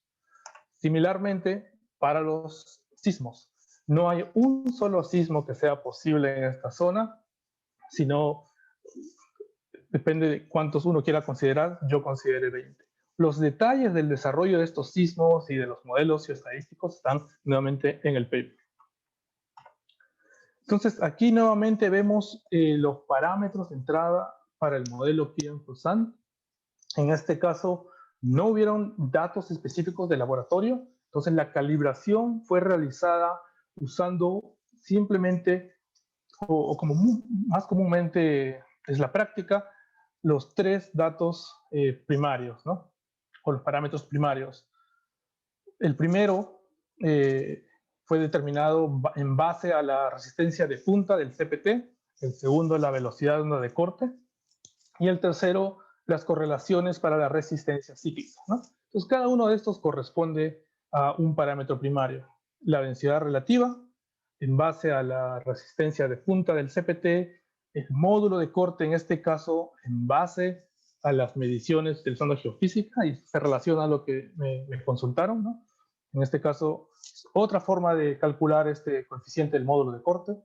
Y este parámetro nuevamente es el que se utiliza como el que se calibra para obtener una resistencia deseada.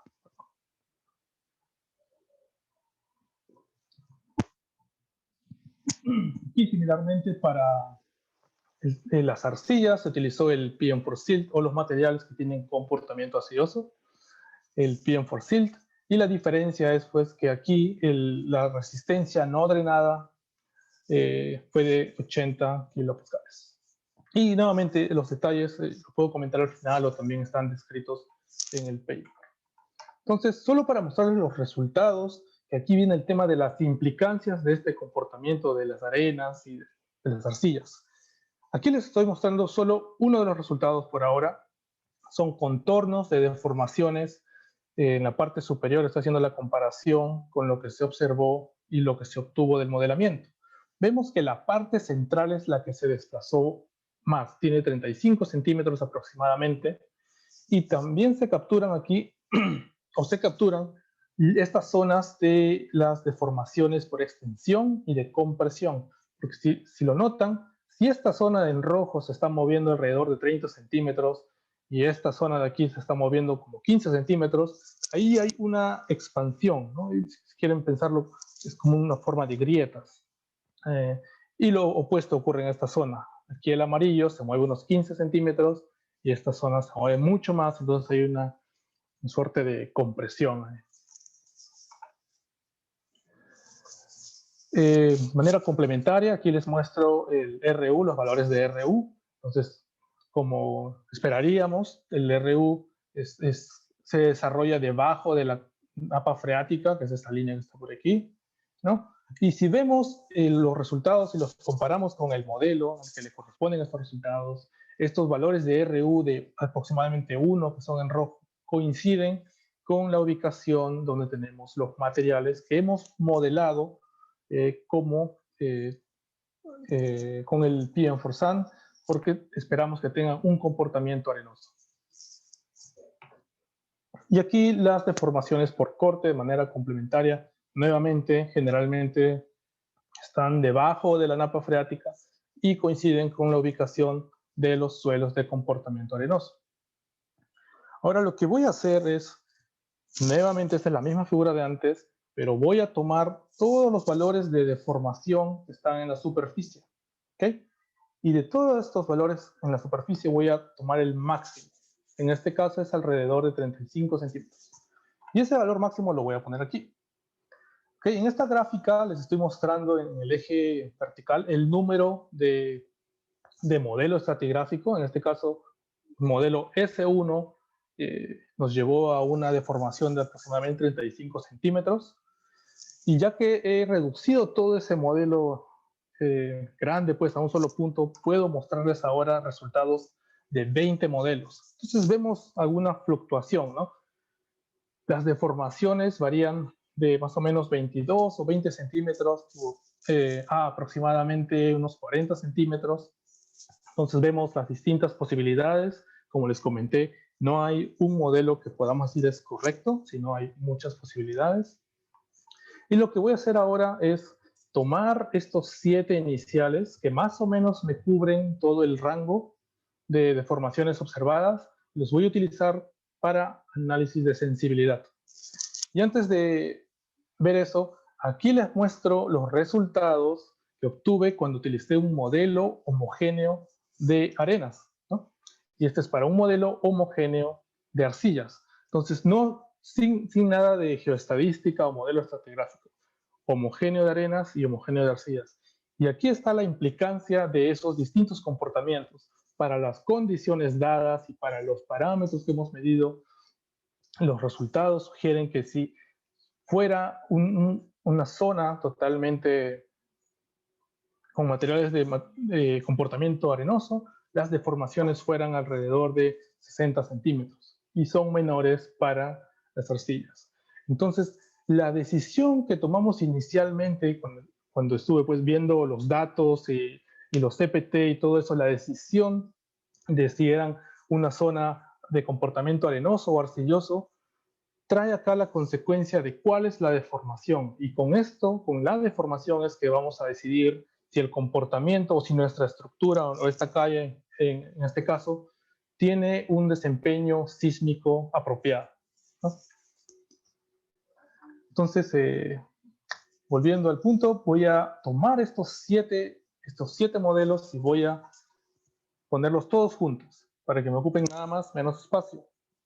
Todos estos modelos fueron desarrollados considerando una proporción en volumen de arena dentro de esa unidad C que les mostré. Ahora, esa fue una decisión arbitraria, fue mi decisión. Los datos del campo también sugerían que ese porcentaje podía ser mayor, podía ser de 55%. Entonces, generé otro grupo de modelos para esa proporción de arenas y lo que obtuve fueron deformaciones mayores, lo cual tiene sentido, ¿no? Porque en este caso las arenas son más débiles, entonces si tenemos más arena, pues las deformaciones son mayores. Y para condiciones intermedias, las deformaciones también son intermedias, ¿no? Nuevamente aquí, cuando utilizamos modelos homogéneos, pues todavía estamos capturando el rango entero. Un modelo homogéneo de arena es como decir 100% de arena, ¿verdad? Aquí tenemos 20, aquí tenemos 0% de arena, 55% de arena y 100% de arena. Entonces, todos estos datos, uno, tienen sentido y dos, nos permiten ver las implicancias de las decisiones acerca de cuánta cantidad de arena o qué comportamiento esperamos que tengan estos materiales. Entonces, sin entrar en los detalles, para esta presentación, para ahorrar un poco de tiempo, hice muchos análisis de sensibilidad para considerar las distintas decisiones. Por ejemplo, utilicé 20 modelos estratigráficos y utilicé 4 distintas proporciones de la cantidad de suelo que yo espero que tenga comportamiento arenoso. Utilicé 3 sismos de entrada, 3 distintos escenarios de resistencia y obtuve toda esta nube de resultados, ¿no? Entonces, ustedes ven que el rango es bastante alto, va de más o menos 25 centímetros a 75 centímetros. Entonces, esto captura muy bien lo que se midió, que yo les comenté fue 50 centímetros, ¿no? Entonces estamos bien. Pero si esto, o sea, en este caso podemos decir que lo captura bien porque es un caso historia. Tenemos el valor que se midió. Pero si fuera una predicción que queremos hacer, entonces estos datos son muy informativos porque nos dicen cuánto puede ser la deformación mínima y cuánto puede ser la deformación máxima. Y es importante considerar todos estos distintos escenarios y si hubieran datos también distintas, de repente juegos de calibraciones de los parámetros de entrada. Entonces, solo para terminar, 2 lecciones aprendidas de esta última parte de la presentación. Primero, los resultados del modelamiento del caso historia de Balboa Boulevard sugieren que los modelos constitutivos PM4SUN y PM4SIL y además los protocolos de modelamiento utilizados pueden capturar apropiadamente los patrones y las magnitudes de deformaciones. Y aquí quiero enfatizar esto, no es solo el trabajo de los modelos, sino hay una serie de decisiones y enfoques que tomé durante el modelamiento. Y eso es lo que me refiero con los protocolos de modelamiento. El hecho que consideré distintos sismos, que utilicé modelos estratigráficos, etc., ¿no? Se evalúa el conjunto de pasos. No solo se puede decir, este modelo trabaja bien o mal porque se hizo un análisis. No, es todo un conjunto de pasos y se necesitan muchos casos de historia, en todo caso, para juzgar los modelos y los protocolos. Y lo segundo es que los resultados de los análisis dinámicos indican que hubo contribución de ambos fenómenos de licuación, licuación de suelos similares a arenas y ablandamiento cíclico de suelos similares a arcillas, ¿no? Y generalmente cuando uno piensa en deformaciones cíclicas, pues uno tiende a ignorar un poco las arcillas porque hay más herramientas disponibles para analizar lo que son las arenas. Entonces, con eso estamos terminando la presentación. Aquí estoy poniendo una serie de referencias que les puede ser de utilidad, las pueden revisar luego. Y aquí tienen nuestros correos, si tienen preguntas, y si no, pueden hacerlas también ahora. Gracias. Bien, nuevamente, gracias por esta interesante presentación, tanto a Francisco como a Remín. Realmente son temas que muy pocas veces lo vemos aquí en nuestro medio pocas veces se ha utilizado el modelo PM4-SAN y menos el SIL. Creo que eso sería como una muy buena introducción a poder desarrollar algunos modelos. Si bien tenemos la limitación de poder tener disponibilidad de ensayo de laboratorio, creo que eso también se puede resolver. No sé si habría alguna pregunta por parte de los asistentes. Están escuchando aproximadamente 55 que se han podido juntar al seminario y espero que les haya sido de utilidad. Si hay alguna pregunta, por favor, pueden abrir su micro. Sí, yo tengo una duda. Adelante. Es respecto a la obtención del sismo de entrada para su modelo. Recuerdo, bueno, hace un año estuve en su presentación cuando lo dio en Geogroup. Bueno, en esa oportunidad no conocía mucho de los temas y creo que usó un proceso que era diferente al de convolución, si mal no recuerdo, porque obtenía como que valores muy elevados con eso. No sé si podría explicar un poquito sobre eso. Claro, sí. Sí, correcto. Típicamente, o sea, en general, vamos a ver, no tengo un slide para eso, pero vamos a ver algo.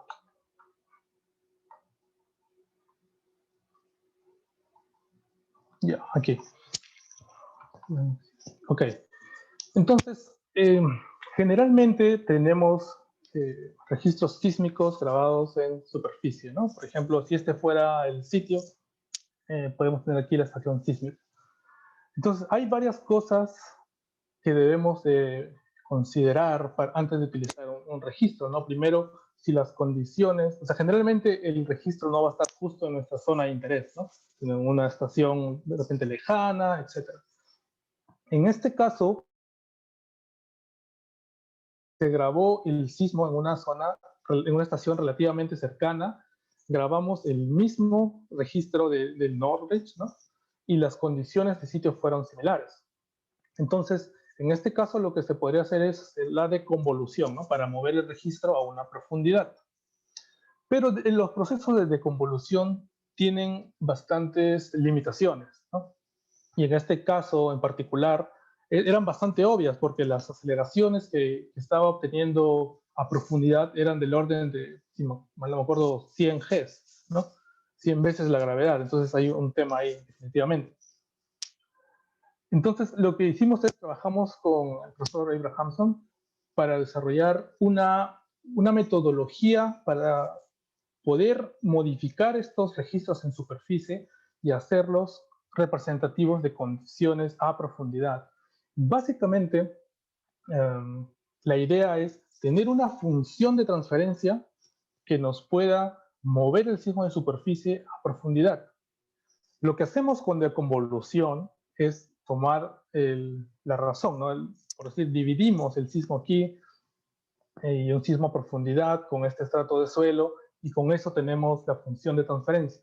Luego esta función de transferencia la multiplicamos por el sismo o por el registro en superficie y ya tenemos el sismo a profundidad, ¿no?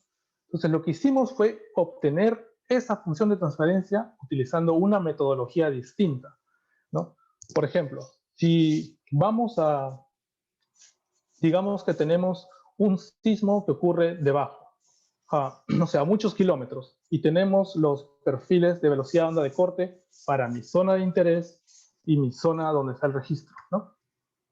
Entonces, afortunadamente aquí hay modelos geofísicos o sismológicos que tienen velocidad de onda de corte a muchos kilómetros de profundidad. Entonces, eso también me permitió utilizar esta metodología. Con estos perfiles me fui hasta 5 kilómetros de profundidad y propagué un sismo utilizando un modelo de fuente puntual, el Point Source Model, y propagué ese sismo hasta la superficie y a la profundidad de interés. Entonces tenía un sismo en estas dos ubicaciones propagado desde una ubicación más profunda. Cuando tomo el cociente de estos dos sismos, puedo obtener una función de transferencia que puedo utilizar para modificar los registros en superficie, ¿no? Entonces, básicamente, lo que hice es calcular esa función de transferencia utilizando unos sismos que yo propagué desde superficie en lugar de este registro que era bastante fuerte que fue registrado en Rinaldi, ¿no? En la estación que estuvo. los detalles de esto están en uno de los papers que compartí también. Si gustas, puedo seguir aclarando el tema luego. Gracias, ingeniero. No sé si fue una respuesta un poco larga, pero espero que te haya ayudado. Sí, recuerdo que me pareció muy interesante lo que usted había realizado, porque, o sea, bueno, no conocía tampoco mucho, tampoco conozco mucho. Gracias por su respuesta, ingeniero.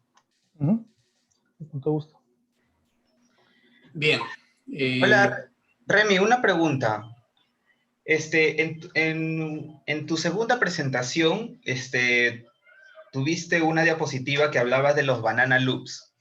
Y ahí mencionaste de que los suelos arcillosos podrían tener una resistencia al corte, una relación de resistencia al corte de 0,1 a 0,20, mientras que en los arenosos podrían ser cercanos a 0.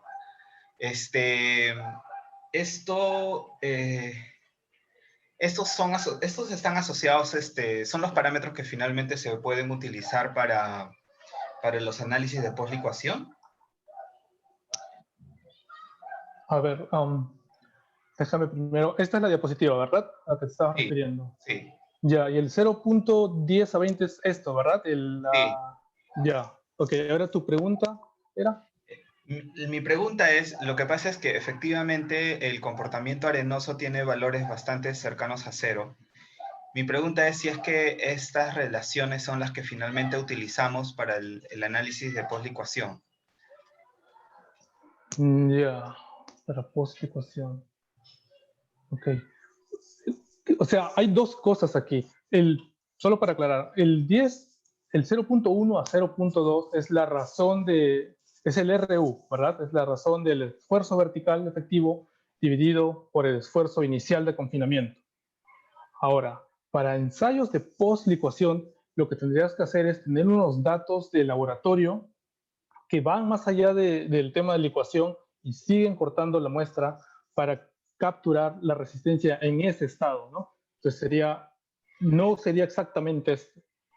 Ahora, Francisco lo comentó también, para esos niveles de deformación a veces es difícil hacerlo con un ensayo tradicional, que puede ser el traxial o algo convencional, ¿no? Entonces, generalmente lo que utilizan son correlaciones con datos de CPT, etc. Pero, o sea, adelante. No, sí, en la experiencia nuestra también hemos hecho ensayos cíclicos de licuación, y una vez que el ensayo cíclico de licuación termina, se hace un ensayo monotónico, ¿no? Para llevar a una deformación constante, y en esa situación calcular la resistencia residual o la relación de resistencia residual. Claro, es un estado más allá, luego, como el nombre lo dice, ¿no? Postlicuación. Postlicuación. Sí. Ok, gracias. Bien. A ver, si no hay más preguntas, nuevamente el agradecimiento. Una consulta. Adelante. Con respecto a cómo se llama el caso que se añadan nanomateriales, sea la ponita para un espécimen, ahí en el caso de un modelo constitutivo, en este caso el PM4SAN, ¿se debería agregar otros parámetros o se podría usar los parámetros que se encuentran, esos 3 parámetros primarios que mencionó, pero con valores? Porque al agregar por ejemplo, el caso de las ponitas, hay se va a generar un mayor número de ciclos en el caso de los ensayos triaxiales, y eso permite, como se llama, este tipo de materiales permite que la resistencia, las deformaciones sean mucho mayores. Sí, disculpa, ¿el caso de qué dijiste? ¿De ponitas? En el caso que al espécimen se le agregue nanomateriales, por ejemplo, sea unas laponitas. Ok, no estoy familiarizado con el término. O sea, no sé si... yo voy a responder un poco, si te parece. Que el tema de la bonita es que retardan la liquefacción, básicamente. Sí, correcto. Entonces, una de las gracias de PM4SAN, y para ponerle en contexto, es que PM4SAN es el modelo base. Y el modelo base que caracteriza bien arenas, y se empezaban a hacer modificaciones para... Y esta slide que ayuda mucho, que el comportamiento de arenas se modeló utilizando este modelo y en algún momento se notaron ciertas similitudes, ¿cierto?, entre el comportamiento silloso y arenoso, pero obviamente el modelo necesitaba modificaciones. Entonces se hicieron esas modificaciones, por ejemplo, que se desarrollaran deformaciones de corte, no cuando se desarrolle un esfuerzo vertical efectivo de cero, sino que se empiece a desarrollar esas deformaciones mucho antes. Entonces, en el caso particular de la labonita, y en general de otros tipos de geomateriales, lo que se está haciendo acá en UC Davis es que el modelo PM4SAN, que se está utilizando como base, se va a empezar a adaptar para diferentes condiciones. Uno puede ser de las labonitas que, como tú bien dices, causan esta retardación en el caso de la generación de poros. En lo que es, por ejemplo, yo estoy estudiando en particular, estoy estudiando el efecto de la graduación de las partículas. Cómo cambia el efecto si tenemos coeficiente de uniformidad entre 1 y 10, por ejemplo. Estamos adaptando el modelo. ¿Qué pasa cuando tenemos este modelo de arena ahora cuando hay condiciones cementadas? Entonces, el modelo, las fórmulas están ahí, y efectivamente, probablemente para incluir el caso de la labonita, habría que modificar quizá algún parámetro en particular, o calibrar alguno de estos parámetros secundarios, o incluso modificar un par de ecuaciones que están dentro de la formulación, y claramente en esa línea estamos, de poder ojalá cubrir la gran mayoría de los materiales. Hoy yo creo que como la opción más lógica aquí en el caso de usar PM4SAN para el caso de la bonita, probablemente sería reducir el coeficiente o en este caso aumentar el coeficiente de contracción, que haría que te tardara mucho más contraer el material, en este caso, este decrecimiento del esfuerzo vertical efectivo. Sería como la forma aproximada de hacerlo. Pero eventualmente vamos a movernos a esa línea de incluir más materiales con más condiciones y hacer este modelo, ambos modelos, hacerlos mucho más generalizados. Está bien, muchas gracias. Sí, en realidad las oportunidades que se abren utilizando nanotecnología son muy grandes, ¿no? No solamente para la ecuación, sino en general para estabilización de materiales en minería, por ejemplo, tipo relaves. No sé si habría alguna otra pregunta de parte de la audiencia. ¿No? Bueno, en todo caso, daríamos por finalizado el seminario. Agradecer por enésima vez, ¿no?, a Francisco y a Remín por este gesto y el tiempo que han tenido la gentileza de dedicarnos. No sé si hay una pregunta o alguna participación, Miguel, para cerrar ya el seminario. No, ingeniero, solamente Ok. reaccioné. Ok. Bien, en todo caso ya estamos en contacto y espero que en próximas oportunidades también puedo contar con el apoyo de ustedes, y espero que también muchos de los aquí presentes puedan desarrollar su futura vida académica en universidades tan prestigiosas como la Universidad de California en Davis. Tener la suerte de tener los profesores que ustedes tienen allá es bastante valioso. Muy agradecido nuevamente, Francisco, también, y hasta otra oportunidad. Bueno, con todo gusto, ha sido un gusto para nosotros también compartir un poco de nuestra experiencia acá, y si tienen consultas pueden realizarlas, y bueno, esperamos colaborar también con futuros seminarios o cualquier otra actividad. Excelente, excelente. Gracias por la información también que nos han compartido. Buenas tardes. Un gusto, buenas tardes. Hasta luego. Muchas gracias, ingeniero.